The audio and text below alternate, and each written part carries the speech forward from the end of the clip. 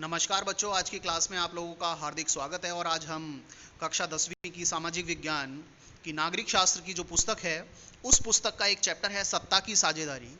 उस पुस्तक से एक प्रश्न करेंगे जो कि आपके फाइनल एग्जाम में 5 अंक का प्रश्न पूछा जाता है, बड़े क्वेश्चन में पूछा जाता है। इसलिए हम इस प्रश्न पर आज चर्चा करेंगे। प्रश्न कुछ इस प्रकार है: आधुनिक लोकतांत्रिक व्यवस्थाओं में सत्ता की साझेदारी के अलग अलग तरीके क्या हैं? इनमें से प्रत्येक का उदाहरण भी दें। तो ये आपका प्रश्न है आज का। और इसके अंदर हम मुख्य रूप से 4 बिंदुओं पर बात करेंगे और चारों बिंदुओं पर एक एक कर बात की जाएगी। और सबसे पहले देखें, हम लोग पहला जो बिंदु है, हम पहले बिंदु पर बात करेंगे। सबसे पहला बिंदु जो कहता है वो ये कहता है कि सत्ता का सरकार के विभिन्न अंगों में बंटवारा। और इसका जो पहला सब पॉइंट है वो ये कहता है कि इसे सत्ता का क्षैतिज बंटवारा भी कहा जाता है। जब कभी सत्ता का सरकार के विभिन्न अंगों में बंटवारा हो तो उसे क्षैतिज बंटवारा कहते हैं। इसके अंदर सत्ता कार्यपालिका, विधायिका और न्यायपालिका, इन 3 अंगों के बीच में बटी हुई होती है। ये सरकार के तीनों अंग हैं जिनके बीच में सत्ता बटी होती है। इसके बाद अगला जो सब पॉइंट है वो ये कहता है कि सरकार के विभिन्न अंगों को एक ही स्तर पर रहकर अपनी अपनी शक्ति का उपयोग करने की अनुमति देती है। जब कभी सत्ता का सरकार के विभिन्न अंगों में बंटवारा होगा, यानी कार्यपालिका, विधायिका और न्यायपालिका के बीच में शक्ति का जब बंटवारा होगा, सत्ता का जब बंटवारा होगा, तो सरकार के विभिन्न अंग हैं वो एक ही स्तर पर रहकर अपनी अपनी शक्ति का प्रयोग करेंगे, एक दूसरे के शक्ति का हनन नहीं करेंगे, अतिक्रमण नहीं करेंगे। इसके बाद जो चौथा पॉइंट है, सब पॉइंट है, वो ये कहता है कि इस प्रकार की सरकार में प्रत्येक अंग दूसरे पर अंकुश लगाता है। परिणाम स्वरूप विभिन्न संस्थाओं के बीच शक्ति का संतुलन बना रहता है।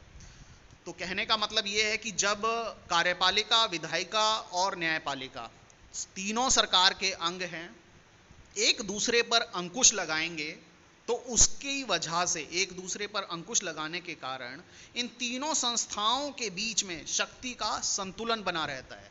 क्योंकि देखें, विधायिका एक ऐसा सरकार का अंग है जो कानून बनाती है, कार्यपालिका सरकार का एक ऐसा अंग है जो कानूनों को लागू करती है, और न्यायपालिका सरकार का वो अंग है जो कि ये जांच करती है कि विधायिका ने जो कानून बनाए हैं और कार्यपालिका जिन कानूनों को लागू करने वाली है, क्या वे कानून संविधान के अनुरूप हैं, कहीं वो नागरिकों के मौलिक अधिकारों का हनन तो नहीं करते हैं, कहीं संवैधानिक व्यवस्थाओं से परे तो इस प्रकार के कानूनों का निर्माण नहीं किया गया है। तो इस प्रकार कहने का मतलब ये है कि विधायिका के द्वारा बनाए गए कार्यों की जांच, कानूनों की जांच न्यायपालिका कर सकती है। और अगर इस प्रकार का कोई कानून निर्मित हो जाता है जो व्यक्ति के मौलिक अधिकारों को हनन करता हो या संविधान के अनुरूप ना हो, संविधान की नीतियों के अनुरूप ना हो, तो ऐसे में न्यायपालिका उस पूरे कानून को रद्द कर सकती है या उस कानून के ऐसे अंश को हटा सकती है जो संविधान के अनुरूप ना हो। तो ये जो बातें थीं, आपके 4 पॉइंट इसके अंदर सब पॉइंट्स में बात की गई है। और इसके बाद इसका 5वां जो बिंदु है वो यही कहता है कि इस व्यवस्था को भारत में नियंत्रण और संतुलन की व्यवस्था भी कहते हैं।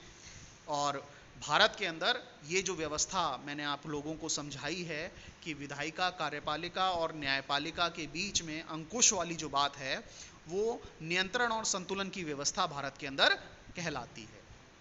इसके बाद आपका जो दूसरा पॉइंट है, वो दूसरे पॉइंट पर हम चर्चा करते हैं। दूसरा पॉइंट ये कहता है कि सत्ता का सरकारों के बीच विभिन्न स्तरों पर बंटवारा, सत्ता का सरकारों के बीच विभिन्न स्तरों पर बंटवारा होता है। इसे सत्ता का ऊर्ध्वाधर बंटवारा भी कहा जाता है। ये बहुत इंपॉर्टेंट बात है।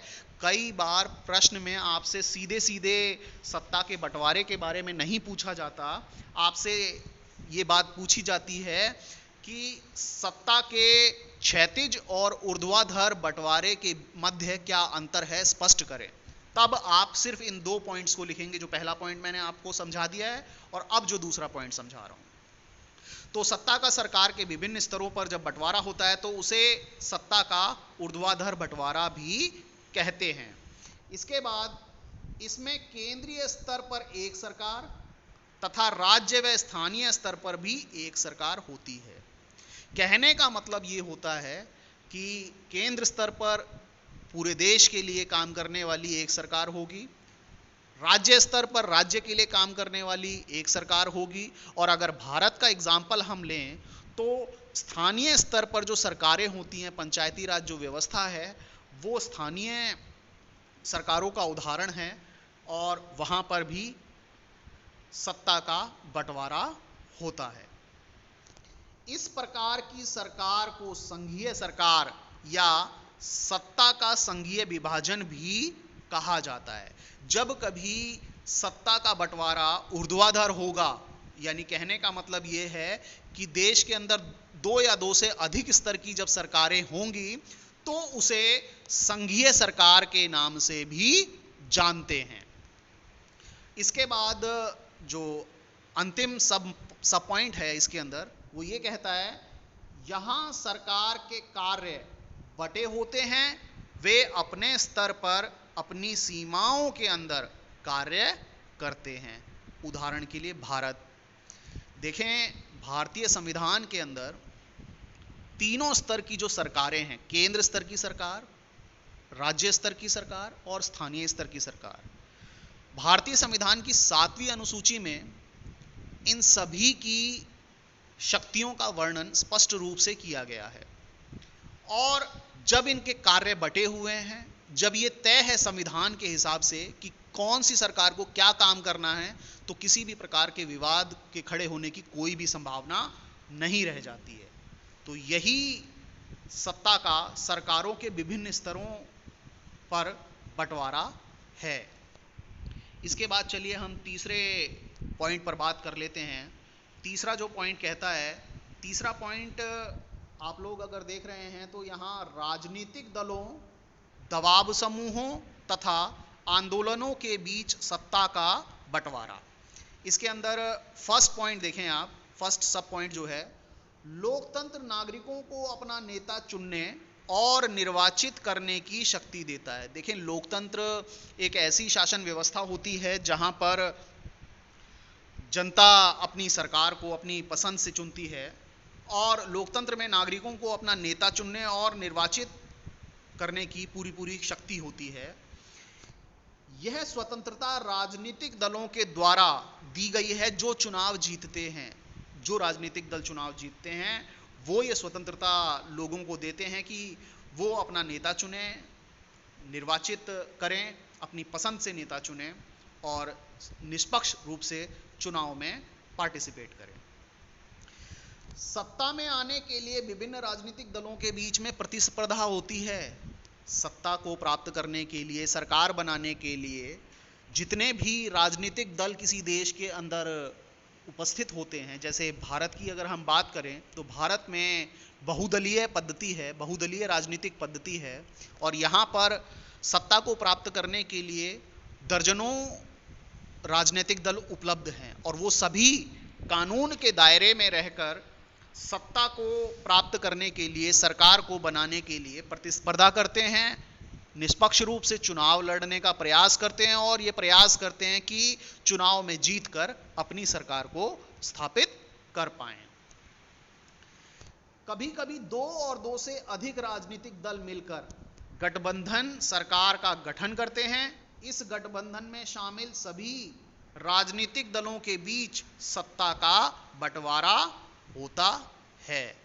इस पॉइंट के अंदर यही बात बोली गई है कि अगर कोई ऐसा राजनीतिक दल है जिसे चुनाव में स्पष्ट बहुमत नहीं मिल पाता है, तो वो राजनीतिक दल अन्य दलों के साथ मिलकर एक गठबंधन की सरकार बना सकता है, जिसमें एक न्यूनतम साझा कार्यक्रम तैयार किया जाता है और उस कार्यक्रम के तहत सरकार कार्य करती है। और इस गठबंधन में जितने भी राजनीतिक दल शामिल होते हैं उनके बीच में सत्ता का बंटवारा होता है। इसके बाद अंतिम जो पॉइंट है, अंतिम पॉइंट ये कहता है कि लोकतंत्र में विभिन्न दबाव समूहों तथा आंदोलनों में भी सत्ता का बंटवारा करते हैं। जो लोकतंत्र है, लोकतांत्रिक देशों में राजनीतिक दलों के अतिरिक्त दबाव समूह और जो आंदोलन हैं उनके बीच भी सत्ता का बंटवारा होता है। इसलिए इस तीसरे पॉइंट में यह बात कही गई है कि राजनीतिक दलों, दबाव समूहों तथा आंदोलनों के बीच सत्ता का बंटवारा। तो कुल मिलाकर आपके लिए 3 पॉइंट यहाँ स्पष्ट कर दिए गए हैं। 3 पॉइंटों पर आपको बता दिया गया है कि 3 पॉइंट्स में आपको एक्सप्लेनेशन दे दिया गया है। 3 पॉइंट में आपको क्या क्या लिखना है अब आप समझ चुके होंगे। इसके बाद चौथा जो पॉइंट कहता है विभिन्न सामाजिक समूहों के बीच सत्ता का बंटवारा। चौथे पॉइंट में स्पष्ट रूप से लिखा हुआ है विभिन्न सामाजिक समूहों के बीच सत्ता का बंटवारा। देखें, इसका पहला सब पॉइंट ये कहता है सत्ता का बंटवारा विभिन्न सामाजिक समूहों जैसे धार्मिक समूह और भाषाई समूह के बीच होता है। अगर हम चौथे स्तर पर सत्ता के बंटवारे की बात करें तो सत्ता का बंटवारा विभिन्न सामाजिक समूहों और धार्मिक समूहों के बीच होता है। इसके अलावा उसमें भाषाई समूह भी शामिल हो सकते हैं। ये इसका पहला पॉइंट कहता है। इसके बाद हम दूसरे पॉइंट पर बात करते हैं। दूसरे पॉइंट में देखें, इसमें कुछ देशों में संवैधानिक व्यवस्था है कि विधायिका प्रशासन में सामाजिक रूप से कमजोर वर्ग के लोगों एवं महिलाओं का ही प्रतिनिधित्व करेंगी। तो कुल मिलाकर अगर हम बात देखें तो कुछ देशों की संवैधानिक व्यवस्था ऐसी हो सकती है कि विधायिका और प्रशासन में सामाजिक रूप से कमजोर और महिला जो हैं वो ही प्रतिनिधित्व कर पाएंगी। यानी सामाजिक रूप से कमजोर लोग, जो पिछड़े हुए लोग हैं, और महिलाएं वो ही सत्ता में प्रतिनिधित्व करेंगी। ऐसा इस पॉइंट के अंतर्गत कहा गया है। यहां आरक्षित निर्वाचन क्षेत्र की व्यवस्था होती है। तो कहने वाली बात यह है कि अगर ऐसी व्यवस्था होगी तो वहां पर निर्वाचन क्षेत्र को आरक्षित कर दिया जाएगा। कमजोर वर्ग के लोगों के लिए आरक्षित है अगर निर्वाचन क्षेत्र, तो वहां से चुनाव लड़ने वाला उम्मीदवार कमजोर वर्ग से ही होना चाहिए। और यदि निर्वाचन क्षेत्र महिलाओं के लिए आरक्षित कर दिया गया है तो उस निर्वाचन क्षेत्र से कोई महिला ही चुनाव में खड़ी हो पाएगी, उम्मीदवारी कर पाएगी। इसके बाद देखें, चौथा एवं अंतिम जो पॉइंट है, सब पॉइंट, इस प्रकार की व्यवस्था का अर्थ प्रशासन एवं सरकार में विभिन्न प्रकार के ऐसे लोगों को स्थान देना है जो स्वयं को सरकार से उपेक्षित महसूस करते हैं। कहने का मतलब ये है कि इस प्रकार की व्यवस्था में शासन एवं सरकार एवं प्रशासन में ऐसे लोगों को स्थान देने का प्रयास किया जाता है जिन लोगों को ये लगता है कि वो सरकार की तरफ से उपेक्षित हो गए हैं, सरकार ने उनके विकास की तरफ ध्यान नहीं दिया है, सरकार ने उन्हें समाज की मुख्य धारा में लाने का प्रयत्न नहीं किया गया है। तो ऐसा अगर हम उदाहरण की बात करें कि कौन से देश में ऐसा उदाहरण है, तो उदाहरण देखें बेल्जियम की सामुदायिक सरकार। बेल्जियम की सामुदायिक सरकार के अंतर्गत इसी प्रकार की व्यवस्था है। वहाँ समाज के कमजोर लोगों को प्रतिनिधित्व देने का प्रयास किया गया है। और भारत की अगर बात करें तो भारत में भी पंचायती स्तर पर 33% महिलाओं का आरक्षण और साथ ही साथ SC ST OBC के हिसाब से कुछ क्षेत्रों को, कुछ निर्वाचन क्षेत्रों को आरक्षित किया गया है। महिलाओं के लिए भी निर्वाचन क्षेत्र आरक्षित कर दिए गए हैं। तो ये ऐसे उदाहरण हैं जो आरक्षित निर्वाचन क्षेत्र की व्यवस्था से संबंधित हैं। तो देखें, कुल मिलाकर आपको इस प्रश्न के उत्तर को देते हुए आपने 4 पॉइंट की बात करनी है। मैं चारों पॉइंट एक बार फिर से रिपीट कर देता हूं। पहला पॉइंट ये कहता है कि सत्ता का विभिन्न अंगों के बीच बंटवारा, यानी क्षैतिज बंटवारा। दूसरा पॉइंट रेड कलर से देखें आप, सत्ता का सरकार के विभिन्न स्तरों पर बंटवारा। इसमें सत्ता का बंटवारा जो है वो सरकार के स्तर पर होता है, केंद्रीय सरकार, राज्य सरकार और स्थानीय सरकार।